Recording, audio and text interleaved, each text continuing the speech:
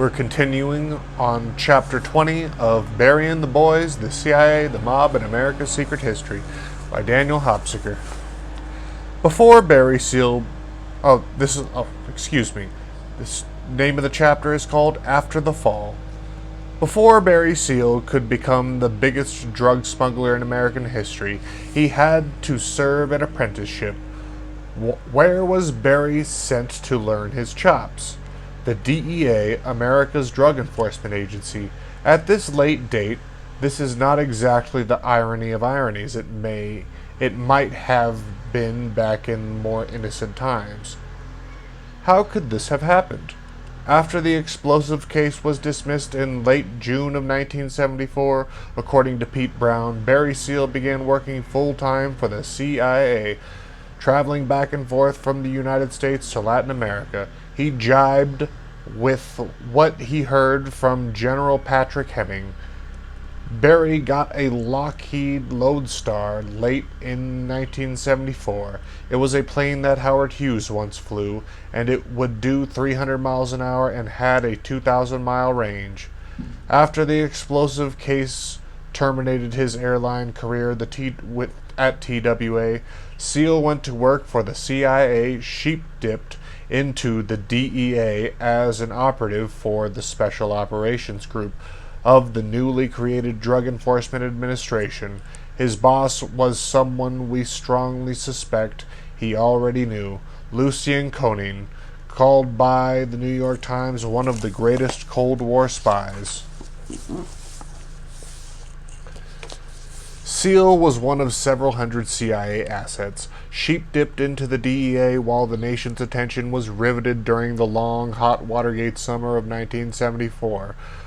On the progress towards the political gallows of condemned man Richard Nixon, the boys used this opportunity to slip covert operatives into the new DEA, whose chief and only loyalty was to people for whom their term narcotics interdiction meant keeping out the other guy's drugs. In the form of his devil child, the DEA, Nixon's legacy, the drug war would live on long after his departure from the political scene. It was time to take a look at this controversial organization that Barry Seal worked for. When Nixon made his play to remove drug intelligence from the jealous clutches of the CIA, the boys had retaliated on many fronts.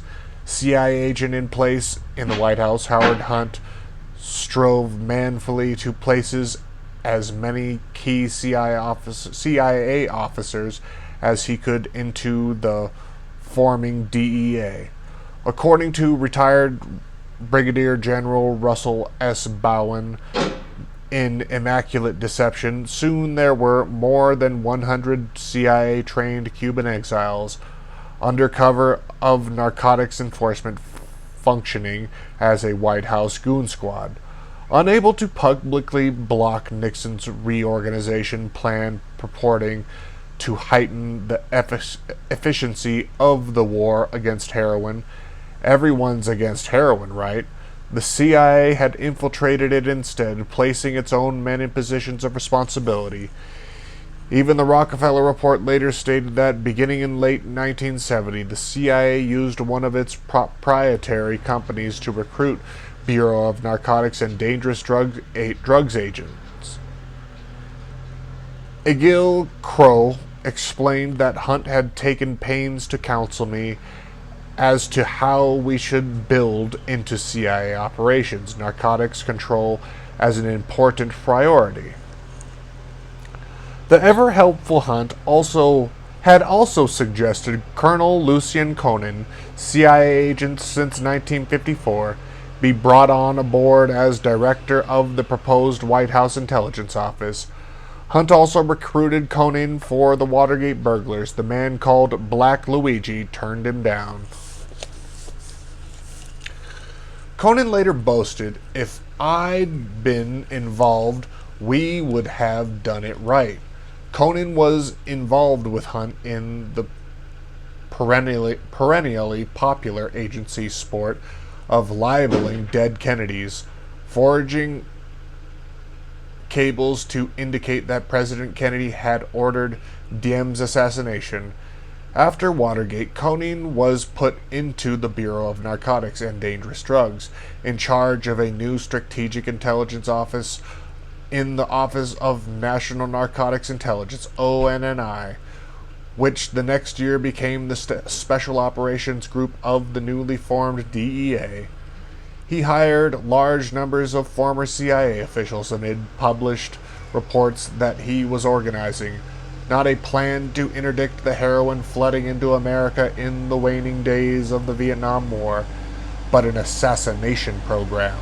Koenig and CIA hit squads, we were to learn, go way back. Koenig's swashbuckling tales of war and death and sex, almost all of them true, according to his New York Times obituary, formed an enduring legend at the CIA. He ran agents behind the Iron Curtain in the early 1950s, and then was the CIA's contact with friendly generals in Vietnam, through whom the United States gave approval for a coup as they planned the assassination of South Vietnamese President Ngo Dinh Diem in November 1963. Other of Koenig's credentials proved even seamier. Appointed the Chief of Covert Operations for the Drug Enforcement Administration, a brief flap ensued when he indiscreetly boasted of his membership since World War II. When he had been its liaison with the OSS in the biggest heroin smuggling ring in the world, the Corsican Brotherhood, Koenig became a public figure in 1975 by candidly testifying about his role in the Diem killing to a Senate committee investigating the U.S. role in assassinations of foreign leaders. His own role, he testified, was to convey the orders from my ambassador to the people who were planning the coup, to monitor those people and get as much information as possible so that our government would not be caught with its pants down. Nihil Sheehan wrote in A Bright Sunny Lie, few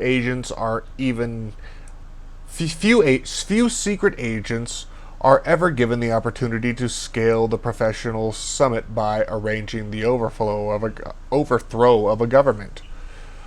Koenig was transmitting the power of the United States to influence these generals to do its bidding.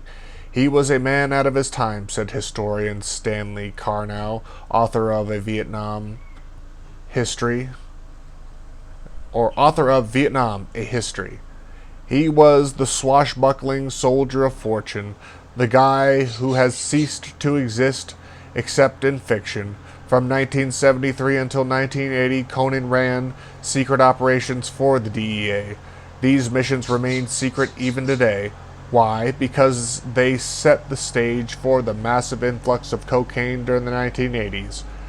I helped place Koenig in the Office of Narcotics in the White House. Egil Crow admitted to us when we reached him at his law practice in Seattle. He had extensive experience, we were told, in Vietnam, and I do recall hearing things about how in Laos he was reputed to have recruited some of the tribes over there using narcotics as a currency. But I had no idea that he had been a member of the Corsican Brotherhood. He was a rough-looking customer, though, and I could see how he had gotten his nickname, which, as I recall, was Black Luigi. In addition to spooks from the CIA, 500 agents of customs transferred into the new DEA, not all of whom were pleased with what they saw. The DEA soon employed more than 4,000 agents and analysts and resembled the FBI as a domestic law enforcement agency. If the Watergate burglars had not been arrested and then connected to White House strategies, the DEA might well have become the strong investigative arm for domestic surveillance. Read Secret Police, Nixon lusted after. They had the authority to request wiretaps and no-knock warrants to submit targets to the International Revenue Services, and with a contingent of former CIA and counterintelligence agents had the talent to enter residences surreptitiously, gather intelligence on other agencies, and interrogate suspects. The CIA agents and counterintelligence experts from the military were under Nixon's original game plan, all supposed to work on special projects designated by White House strategists. Soon, word spread in Washington that interdiction of narcotics was not high on the agenda. These new high-level intelligence agents had a different approach to narcotics intelligence from that of traditional narcotics agents, whom operated by spreading buy money around until someone attempted to sell significant quantities of narcotics. Colonel Thomas Fox, the former chief of counterintelligence for the Defense Agency, recalled that they did not seem to possess any systematic intelligence about narcotics traffic. The revelation of this truth of information raised embarrassing questions as to what the narcotics agents were actually doing. All they seemed to be interested in was statistics, said one still disgruntled customs agent we spoke to, who had finally transferred back to his old agency in disgust. The whole thing was getting crazier and crazier, and finally I asked to be transferred back to the Customs Bureau. Charges of corruption and papering the record led to reports widely circulated in the press that the new DEA was seizing far less narcotics than its predecessors. The Bureau of Customs, the Immigration and Naturalization Service, and the Bureau of Narcotics and Dangerous Drugs. Nobody thought to ask if maybe that had just been the point. In fact, the DEA had such a negative effect on narcotics traffic into the United States that Senator Henry Jackson of Washington began investigating. Rebellious officials in the Drug Enforcement Agency started feeding him morsels of the scandal brewing there. Drug interdiction was a low priority of Konin's DEA Special Operations Group. The whispers said assassinations were what interested the soldiers of fortune who walked its corridors. It was soon an open secret. Howard Hunt, after all, had recruited Cuban exiles in 1972 to waste Omar Torrijos in Panama. And Konin is shopping for assassination equipment with his old friend Mitchell Werbel at the B&R Fox Company, a firm with CIA connections specializing in the manufacture of sophisticated assassination devices. Werbel, known as the CIA's master armorer for his innovative silencers, made machine guns quieter than IBM's Selectric typewriters. A magazine profile dubbed him the Wizard of the Whispering Death. He headed a half a dozen public companies, owned a bomb testing range, a private boot camp, and flew around the world in a private Lockheed Jetstar, with a pet wolfhound and a series of stunning blondes who were the raw stuff of Calvin Klein jean ads, according to the book Deadly Secrets, and Lucien Konin shared a Washington DEA Special Operations Group safe house with Werbel's Central Investigative Agency, which included John Patrick Muldoon. Jackson's investigators learned that Muldoon had been part of the CIA's massive assassination program in Vietnam, Operation Phoenix. Agency documents found in his safe at the DEA also disclosed in an interesting gossipy tidbit that he was sleeping with the wife of a Washington Post reporter. Unclear is whether this was on his own or on the company's time, where he was planning a coup on the small Caribbean island of Abaco, which would allow its use as a haven for gambling and other nefarious purposes. What was a CIA agent setting up gambling havens? How does that affect our national security? Robert Vesco hung out with these people too, manufacturing in Latin America Warbell's soon to become famous machine pistol, the MAC 10, the weapon used in the assassination of Barry Seal in Baton Rouge in 1986. Barry Seal kept a file on Vesco. His window told us. Its whereabouts are, not surprisingly, unknown. Richard Nixon had first befriended financier and soon-to-be international fugitive Robert Vesco in his '68 campaign, even helping Vesco get released from Swiss jail through the intercession of United States Attorney General John Mitchell. When Vesco returned to the U.S., he hired Nixon's brother Donald Nixon to return the favor.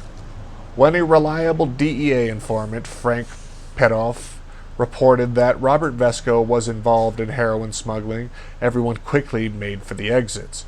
Pedoff testified that after he dropped a dime on Vesco, he was set up to be murdered. When that failed, he was arrested. The DEA was protecting Vesco at Nixon's request, said Pedoff. Bit of a sticky wicket, that. Presidents of the United States of America don't protect heroin smugglers, do they? Thankfully, before that question could be answered, before the Senate investigation subcommittee probing into Pedoff's heroin charges, the DEA announced the disappearance of its Vesco case file. Another file missing. Imagine that. Setting the example for DEA leaders to come, Conan appeared totally unconcerned about consorting with a suspected heroin smuggler, and he and Warbell collaborated with fugitive Vesco in an attempt to put a DEA Special Ops Group operations center in Costa Rica. Warbell called before the Senate Permanent Investigating Subcommittee and questioned about Vesco, repeatedly took the fifth, resulting in his nickname Mitch the Fifth. Committee chairman Senator Henry Jackson felt moved to ask, did the U.S. government wish to keep Vesco away for some reason? Does he have some special information which could explain, in part, the national nightmare we've just lived through? Smart man, that Henry Jackson. Might Vesco's special information be the same knowledge which later gets Barry Seal killed? Vesco has information which, if he talked, would make Watergate look like a picnic, one of Jackson's Senate investigators said. In retrospect, it seems clear that everyone knew what was going on. Chuck Colson had even stated that the Drug Enforcement Administration Special Operations Group was responsible for kidnapping and assassinations. I know that Gordon Liddy went down to Miami to recruit talent for the Drug Enforcement Administration Special Operations Group. A former DEA agent, Wallace Shanley, said, Sturgis was one of these potential assassins. I don't have any written documentation on this. I was working with these guys. Conan was one of them.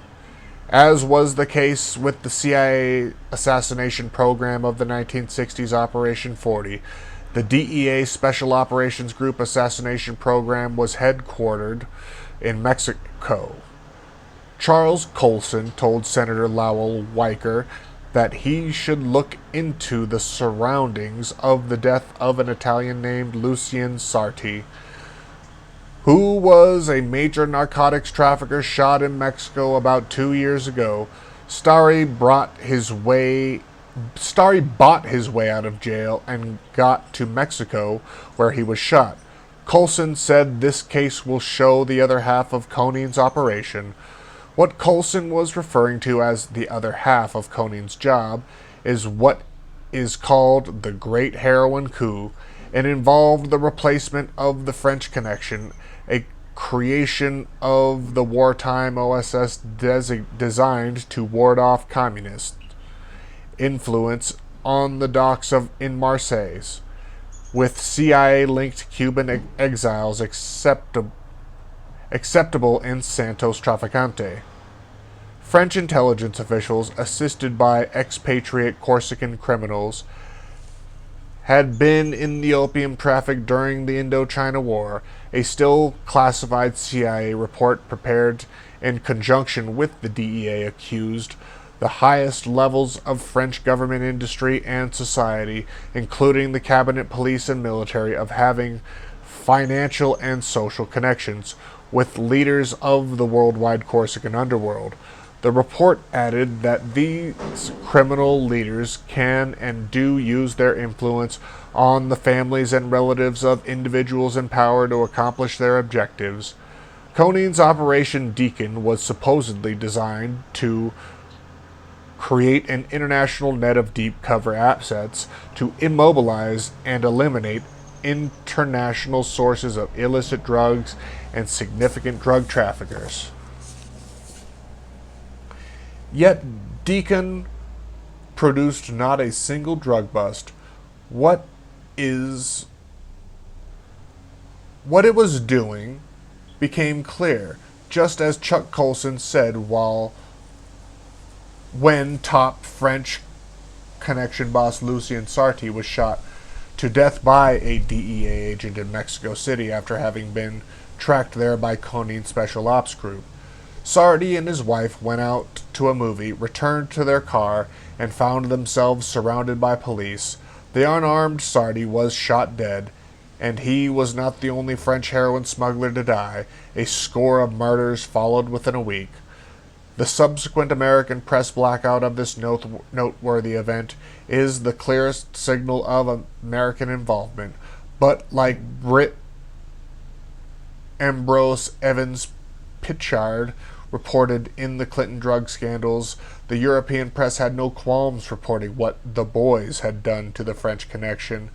Le Monde, France's most respected newspaper, charged that the breakup of the French drug network was the result of a close mafia police narcotics bureau collaboration in the United States to shatter Corsican influence in the worldwide narcotics traffic and create a virtual monopoly for the U.S.-Italian mafia connection, whose key figure was Santos Trafficante.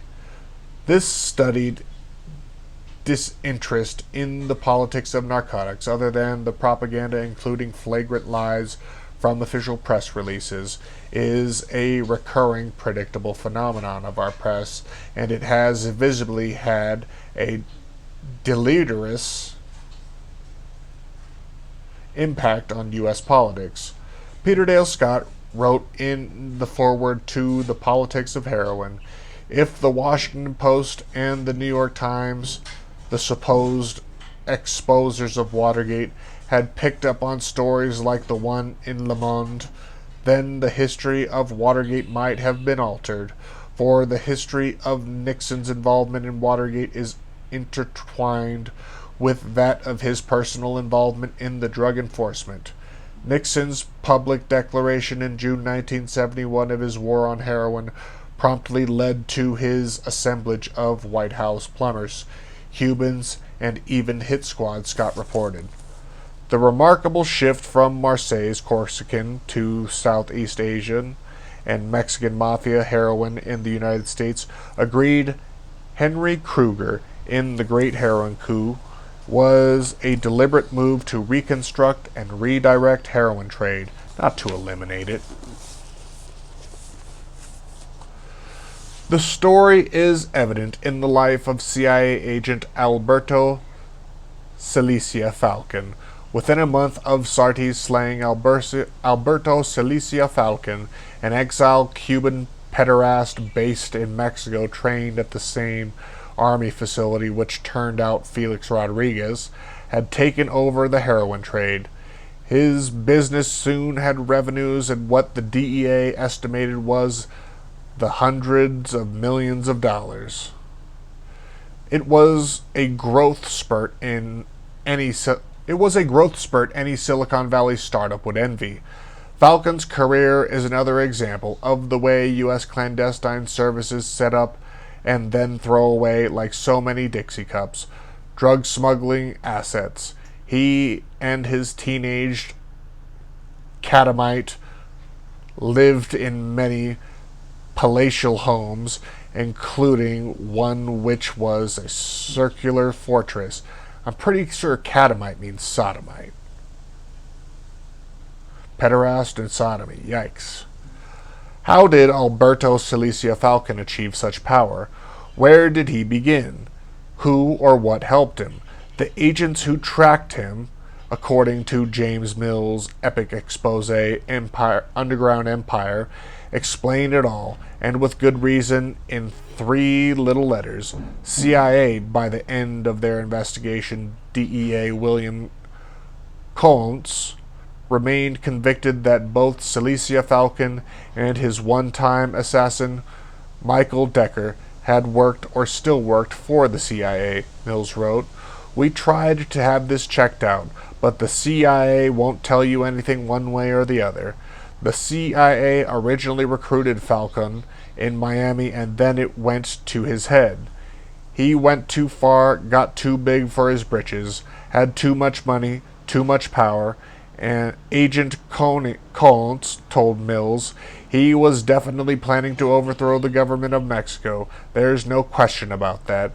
Though his arrest led to 104 indictments, 73 of them in the United States, scant attention was paid in the U.S. press to the mysterious Falcon.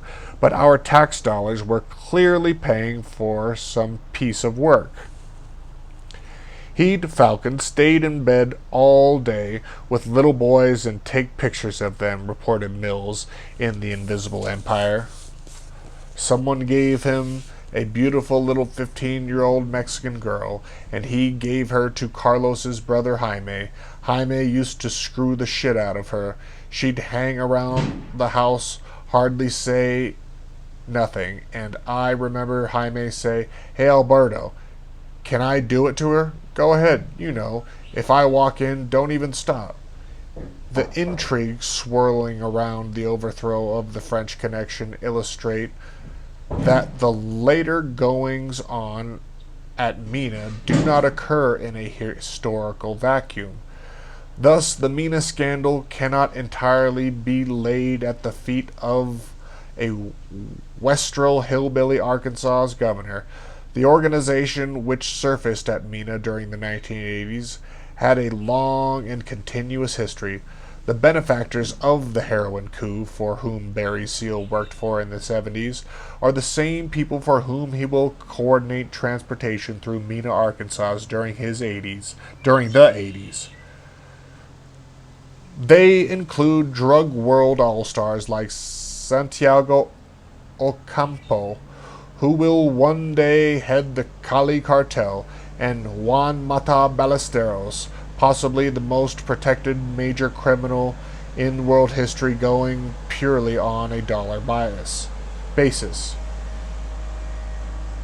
Nixon's war on drugs was designed not to eradicate narcotics trafficking, but merely to replace the players, and the new home team will one day come to be called the Cali Cartel, so protected that the DEA will create a visiting team, the Medellin Cartel, to serve as a straw man. When Medellin and Barry Seal were brought down, the protected home team continued to hum along as efficiently as the old New York Yankees. With periodic upheavals, this same outfit appears to have flourished from the late 1940s, when Jack Ruby became associated with it, through the 1980s, when its lieutenants go by names like Barry Seal and Oliver North, and beyond, an organization that has furnished drugs, sponsored politicians, and likely taken over the United States of America. Lucien Conan was organizing an assassination program. CIA agent Gerald Patrick Hemming confirmed to us, once we got it underway in '74 with a bunch of anti-Cuban assets, I went down to Colombia. The big thing then was sailboats and small planes, and Conan jumped in, and the Quantum Corp assholes and Stuart Mott was around. See, these people who control intel nets and have palace access are gun dealers and drug dealers. When I met Barry in 1974, his cover was an ex-Coast Guard pilot, but Barry was primarily just a plane mover back then. Hemming said he's moving planes around, gun running, hauling cars, and cigarettes and stuff. Charlie Montgomery, recruited by Barry Seal while he was a boy in Baton Rouge, confirms the spook nature of Seal's assignments during the 1970s. One of Montgomery's jobs was picking Seal up at the airport when he returned from overseas trips. Barry would just show up at a New Orleans airport at 3 a.m. in the morning. He recalls, it's not like there were any airlines flying at that time of night. Later in the mid-1980s, Montgomery became a flight controller at Houston Hobby Airport. I used to hear Barry's voice coming in the tower, he continues. Are you cleared for customs? The flight controller would ask him. Barry always replied, that's already been taken care of. He was curious enough about his special arrangement, Montgomery told us, to visit Barry while seeing his mother in Baton Rouge one holiday. Barry just smiled when I asked him and told me the same thing he had told the flight controller. That was taken care of. DEA agent Dick Gustafson was asked by Seal to visit him in his Seal's office in a trailer out at the old Baton Rouge downtown airport in 1974. Barry said he wanted to help me out, Gustafson remembers. He was with his attorney, Jack Gremillon Jr., the son of the Attorney General at Louisiana at the time. I was shocked at the change in him. He looked like a much older man than the young pilot I had met for the first time just a few years earlier in 68 or 69. He was already bloated and worn with care. During the same period, in 74, Gustafson relates he asked Seal, whom he genuinely liked and felt empathy for, how it was that he ended up involved with people with organized crime connections. Barry got teary-eyed right away, Gustafson recalls, and couldn't answer the question, but I got the feeling at the time that this was not who he had started out to be, and he felt bad about it. Retired DEA agent Kenneth Miley, by numerous accounts, was Barry Seal's DEA handler during the later 70s. We wanted to ask him about the reports we heard from several sources that an agent named R.A. Thompson had been fired for allowing Seal to bring back an unauthorized load from Colombia in November 77. Miley, even 20 years later, won't talk. Barry's dead. I'm alive, he told us. I want to stay that way. I don't talk. Barry was a soldier of fortune, and that led to something else. End of story. Soldier of fortune, Barry Seal was still working as a plane mover in 1980, according to Hemming, who explained the size of the operation. We guaranteed money. In operations hauling weed from Jamaica, Colombians were starting to stash packages of coke inside the grass as well as Quaaludes. Barry was a guy who wouldn't bitch if the Quaaludes were getting a free ride. What a free ride meant, said Hemming, was that the pilots were being paid a couple of $100,000 for hay, grass. The suitcase of coke is getting a free ride, meaning the pilot's not getting any extra for carrying it. Of course, we had to make sure it was a controlled delivery, or a delivery whose terminus was not inside the United States. We had buyers from the States, and so we'd deliver it to the Bahamas. On the way to Nassau, you'd land on Andros Island, offload, continue on, land close out your flight plan, and go to the hotel. Seal, according to Hemming, was an asset in a task force with a group that had a license to steal. Our assets were guys who volunteered to do the work. and in exchange got certain help from the government.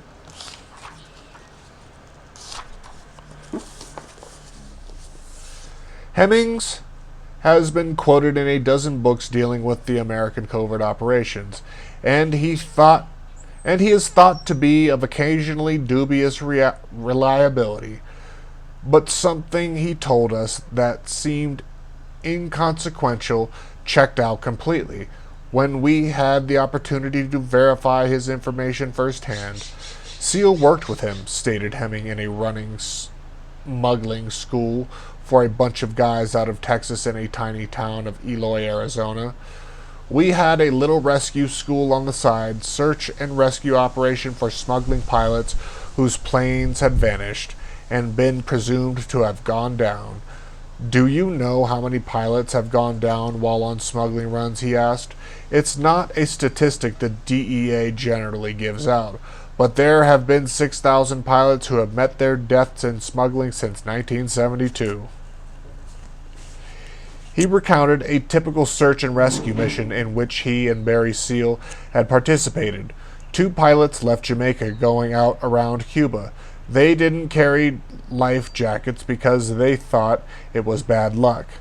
We were hired to search the remote keys at so many thousands an hour.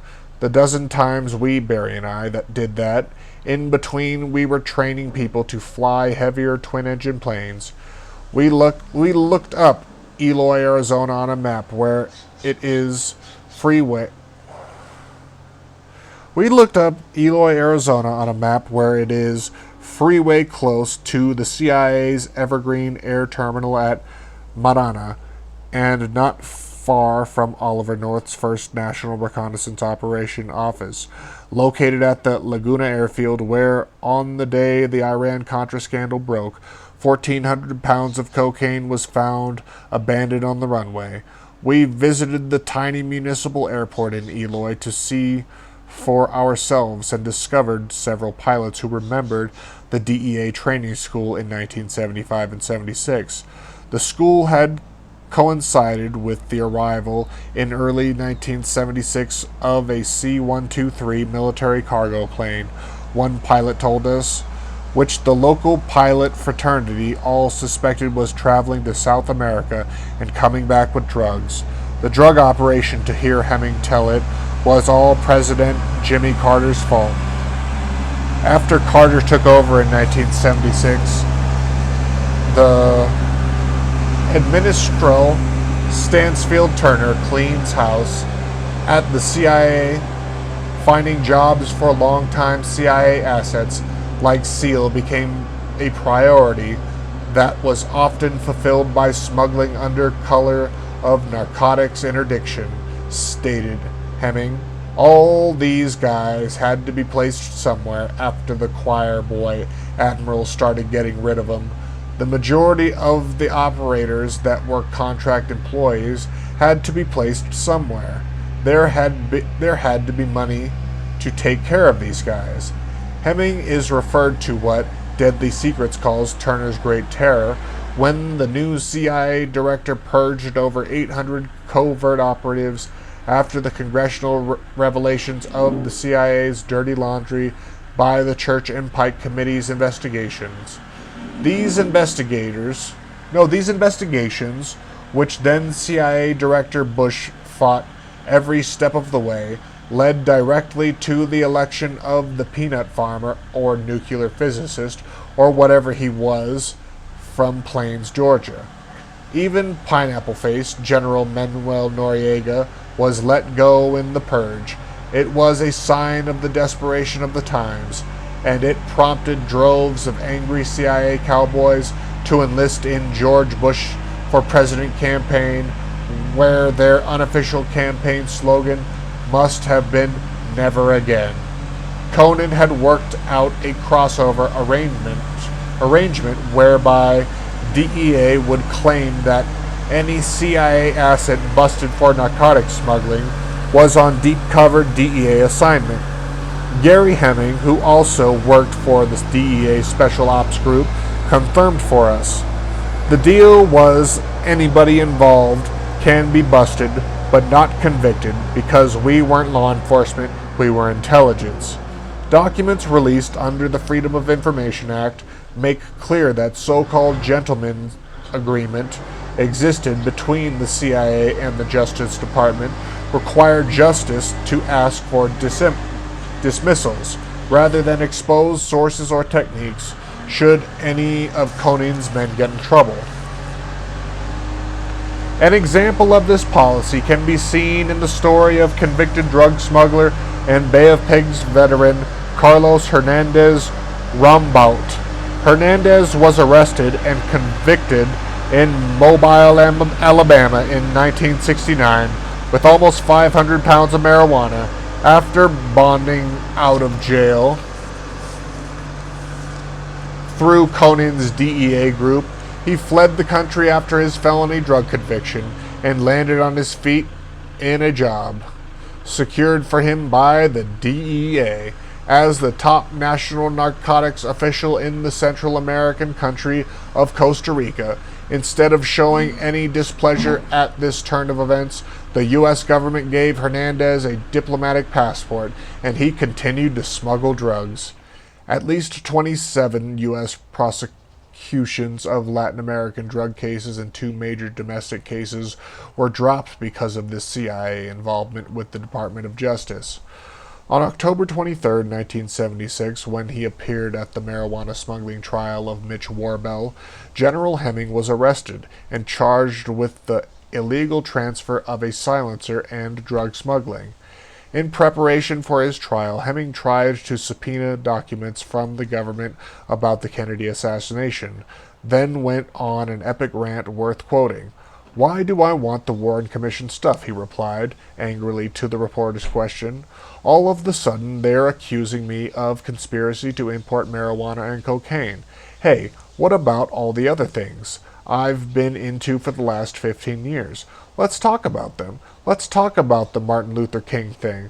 Let's talk about Don Freed, Lee Carube, nigger killers in bed with the mafia in bed with the FBI, and the goddamned CIA in bed with all of them. Let's talk about all the people I dirtied up for 'em over the years. These are federal agents who are paid to advise Secret Service. They are paid to do their job in the country, and instead they got into bed with nigger killers. They got into bed with Jew killers. They got into bed with Heinrich Himmler cocksuckers. And that ain't done in this country," Hemming continued. "They've been doing it for too goddamn long, and a faggot like J. Edgar Hoover let them get away with that shit. And I can get on the goddamned phone and have 6 contracts out in 15 minutes on Jesus Christ himself. Right now, 'cause it's out there, this country is run like a goddamned banana republic. Have we been targeted because we're nasty motherfuckers and probably had something to do with killing him? They were purging the cowboys. Purging the cowboys had its drawbacks after Jimmy Carter's election. His White House strategy, Council on Drug Abuse, was stonewalled by the CIA and denied access to classified information on drug traffic, while this group was worrying about the influx of drugs from Afghanistan and Pakistan, apparently with good reason, since mechanics like Barry Seal began turning up there.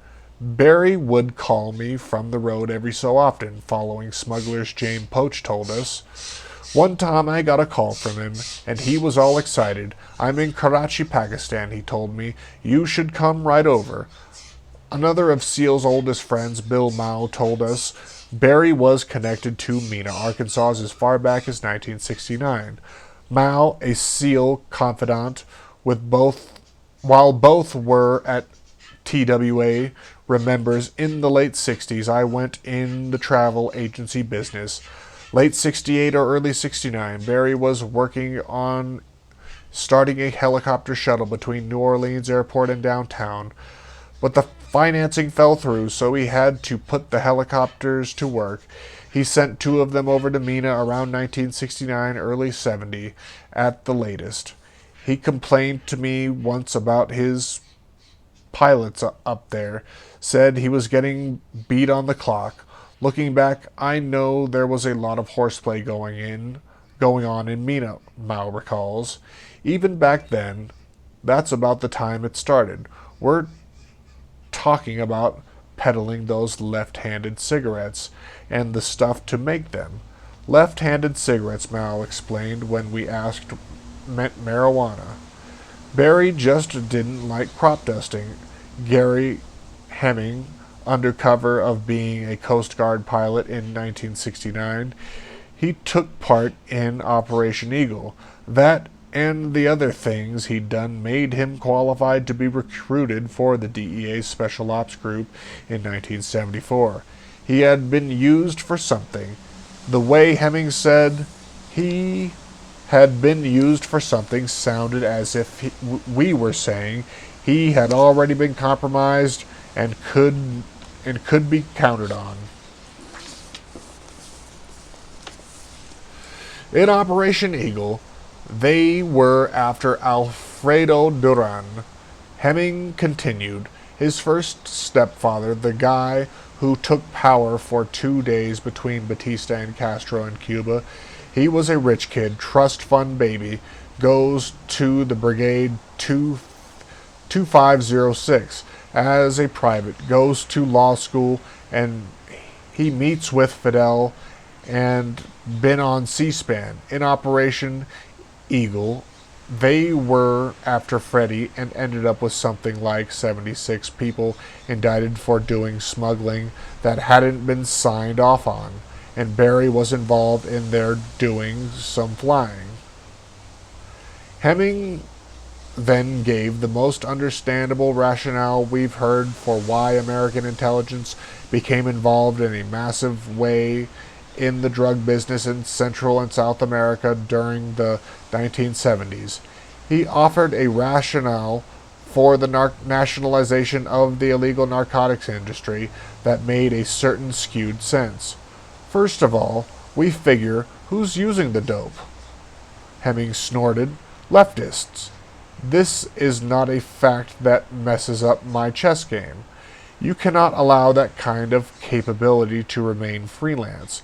There's too much money.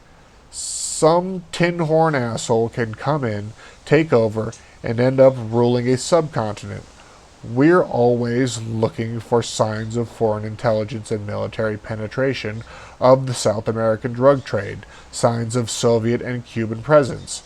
The presence we ended up finding, and which made us have to jump in and get involved in a big way, Hemming stated slowly, was Israeli. Of course. And we'll pick up chapter 21 tomorrow.